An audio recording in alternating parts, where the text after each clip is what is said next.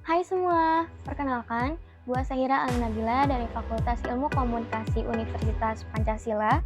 Di sini gue bakal bahas rancang bangun robot pelayan medis untuk pasien karantina COVID-19 dengan berbasis Android. Nah, yang kita ketahui kan virus corona ini atau yang bisa disebut dengan COVID-19 ini adalah virus yang menjadi pandemi di seluruh dunia. Nah, di Indonesia sendiri itu lebih dari 700.000 orang yang terkena penyakit virus ini dan lebih dari 21.000 orang yang meninggal karena virus corona ini. Karena banyaknya orang yang terkena COVID-19 ini, banyak sekali upaya yang telah dilakukan oleh pemerintah ataupun kita sebagai masyarakat. Salah satunya yaitu meminimalisir kontak fisik, terkecuali memang sangat dibutuhkan atau sangat darurat. Sehingga pada tahun 2021 dibuatlah robot yang bernama Raisa oleh Institut Teknologi 10 November yang berkolaborasi dengan Universitas Erlangga.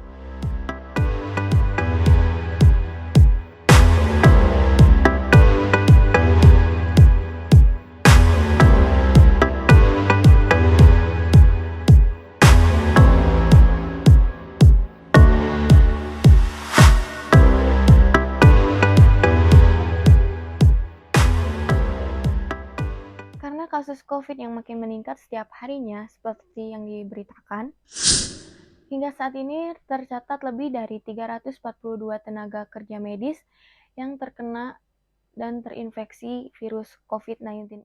Hal ini tentunya menjadi perhatian kita semua saat ini.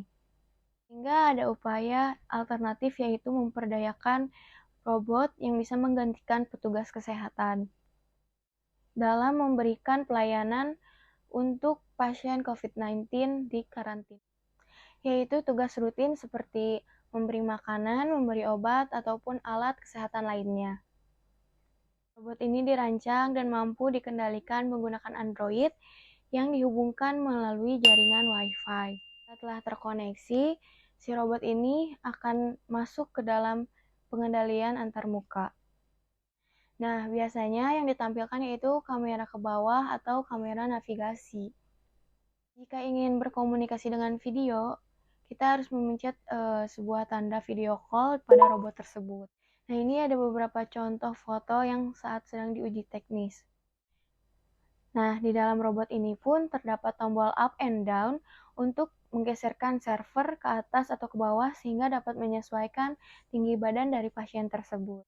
Karena adanya ICT ini, sehingga ada proses perubahan yang muncul atau perilaku yang berubah, yaitu dari cara melayaninya. Nah, peran ICT pada kesehatan kali ini itu dapat menjadi sebuah jawaban karena telah dirancang untuk mampu menjalankan tugasnya meminimalisir kontak fisik antara pegawai kesehatan dan pasien COVID-19. Diberi nama Raisa ini pun dapat dikendalikan dari jauh karena menggunakan gawai berbasis Android dan dapat mengurangi pemakaian APD karena persediaannya yang semakin menipis. Seperti yang gua udah bilang, ICT ini bisa menjadi masalah karena robot dan Android ini terhubung melalui Wi-Fi dengan jaringan internet yang sama. Yang terkadang internet itu kurang terlalu bagus, apalagi jika cuaca sedang tidak baik atau cuaca sedang hujan. Kadang kita aja kalau misalkan lagi Zoom, itu akan mati sendiri atau keluar sendiri, sehingga mungkin koneksinya akan bertambah lebih buruk.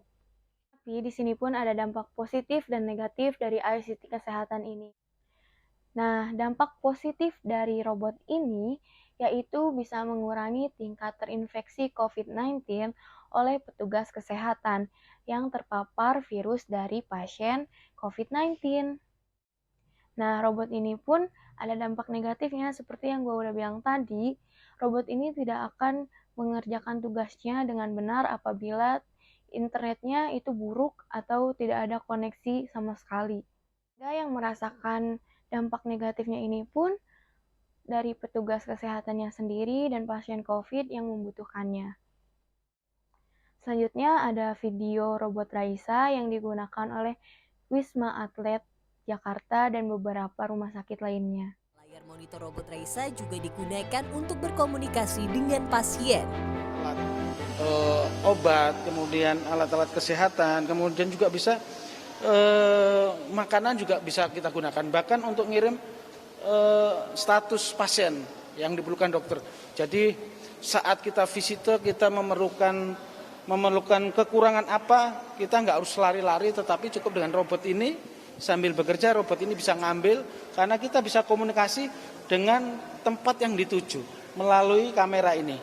Karena kamera ini 360 derajat bisa terlihat dari operator sehingga walaupun terhalang oleh tembok ini tidak bermasalah.